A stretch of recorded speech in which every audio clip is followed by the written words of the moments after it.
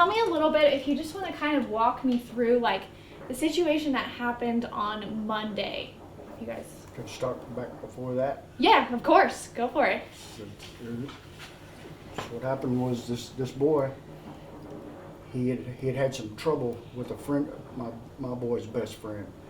He had attacked him and also got into a physical fight with him at the mall back in the summer. And then fast forward to there's been some trouble with these two groups of boys, and it's high school boy stuff. And then Monday, the boy had actually called my boy out of class with a teacher within arm's length away, attacked my boy on Monday.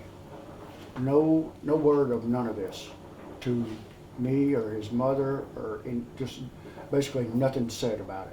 Some of this stuff didn't even come about, to my knowledge, until Thursday. But so we're thinking maybe Brody's thinking, who knows what anybody's thinking, but this is the same kid that attacked my boy on Monday when they separated them right in front of the teachers and the security, school security and everything. The boy threatened my boy, told him it wasn't over with, he was going to get him on Monday. Same kid that shows up with a knife on Thursday and sticks my boy with a knife 5 times, and another boy missed both of those boys' hearts by this big. And it's plain to see by the video, the boy didn't come to fight, he come up there to cut them boys up. And Brody had told us what happened. That's the only reason we knew. And so he did say that he was kind of worried about this kid, but he thought because it was a fight that automatically he would go to RAC for 30 days, because that's usually the procedure. So we weren't anticipating this kid even being at school, and neither was Brody. And then that morning when I dropped him off work, he said when he got out of the car, one of his friends had texted him and said, yes, this kid's at the school. So he was concerned at that time, but this all happened within a matter of minutes. And my husband had called his son that morning, and he usually doesn't, and as soon as he called him is right when our son got stabbed. So I mean, that's how we originally found out about it. That's the main concern is this. You got a boy that physically attacked my boy on Monday, threatens him right in front of the teacher and the security and everything. This happens on Monday. Thursday, he shows up and does exactly that. How does that happen? So y'all didn't know, like, I mean, this has been going on since this summer, dispute between teenage boys. Y'all didn't know the severity of it, right? Or no, the summer thing was with his best friend. It had nothing to do with our son. And another thing, Brody hardly, do I keep on saying Brody on TV now? No, go for it. Go for it. He barely, doesn't even hardly know this kid. I mean, he doesn't even know his last name. He didn't know his last name. And I don't think they're in the same grade either. No.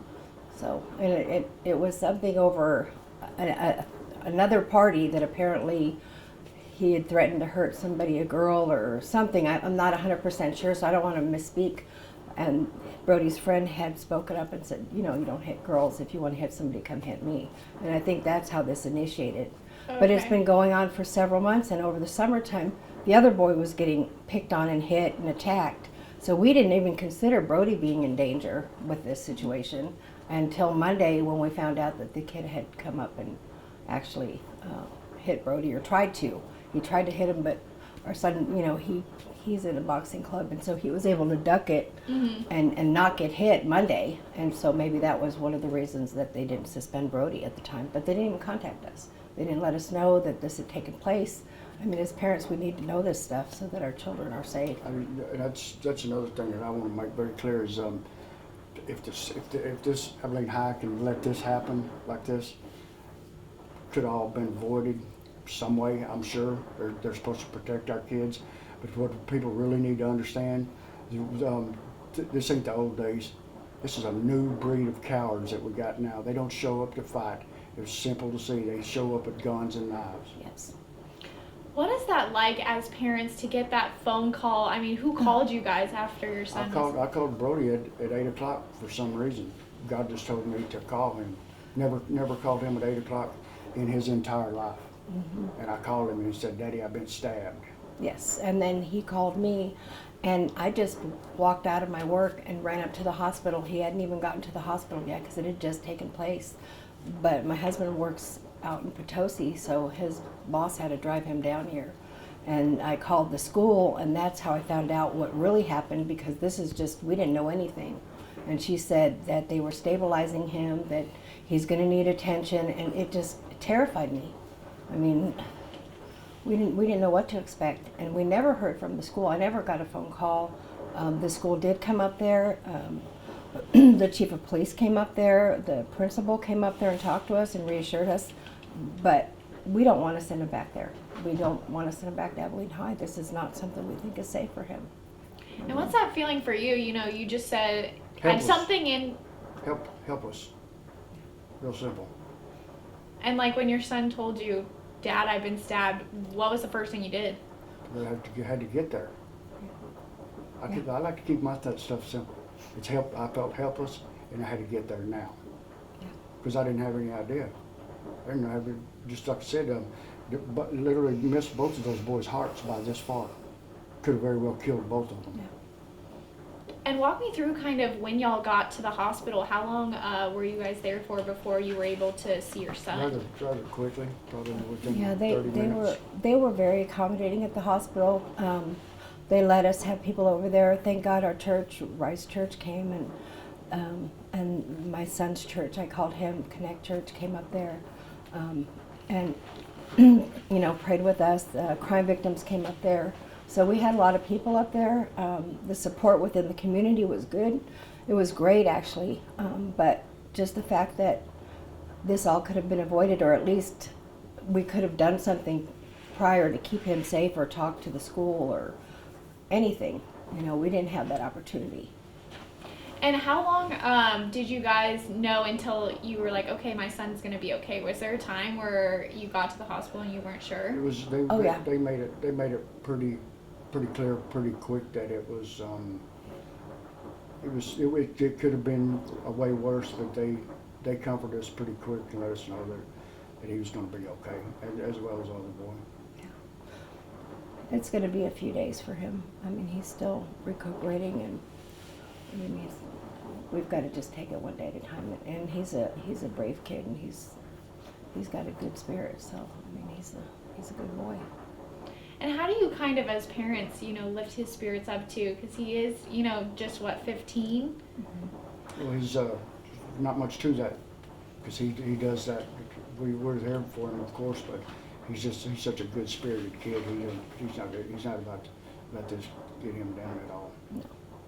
And his pastor brought him some shoes, which was really cool, because he's the kind of kid that likes to wear his tennis shoes. He's not much of he doesn't do drugs or drink, or he's not in any kind of gangs. He's a good kid, and his biggest thing is what kind of shoes he's going to wear to school. So his pastor brought that up for him, and he's been doing good. And his boxing club came up there, and we've had a lot of support. I mean, and a lot of prayers, and that's really, I mean, what we've asked for. But we're concerned about the safety of our kid if we're not getting informed. I don't believe, for the parents out there, I don't think that the school is a targeted place for our kids. So I don't want them to worry that, you know, there's kids out there just randomly stabbing kids.